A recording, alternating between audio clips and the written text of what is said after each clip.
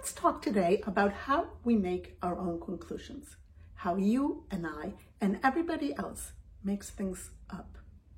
How we make things up, that's why it makes communicating between one and another so complicated and so fascinating at the same time. Because before, when we hear something, by the time it gets into our head, we had added so many layers that we're actually just making stuff up. See, this is what happens. First of all, we have a biological reaction.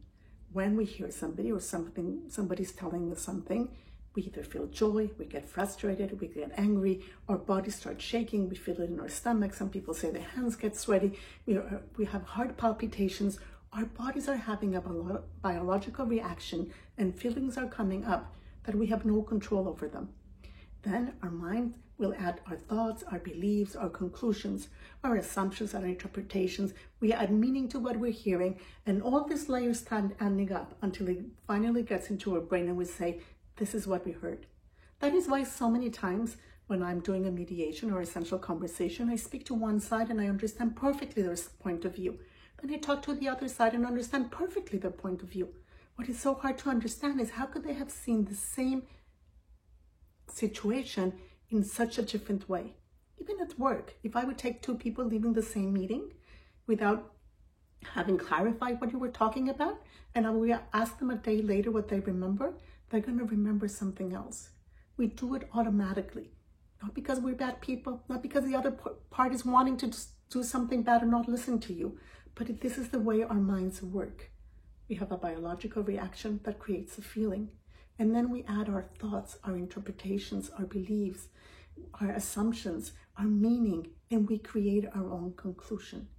We're actually adding to what we feel is the absolute truth of what we heard, two parts. What was actually said or happened, and our subjective part. This part that our minds are adding all our triggers and all our past and all our experience onto that meaning. Now imagine if you could be more aware that you're doing that, and that the person in front of you is doing exactly the same thing. Wow, crazy, no? So here is the thing. Next time you're having a conversation that is important to you, with whomever it is, home or work, make sure to clarify and ask questions like, I just want to make sure I explain myself correctly. Can you let me know what I said? Because you will have the opportunity to correct them if something was wrong. Or the other way around. You could just say, I want to make sure I understood correctly. So what you're telling me is A, B, or C, whatever it is. To really clarify that what you heard and what you understood and the conclusion that you made is the right one.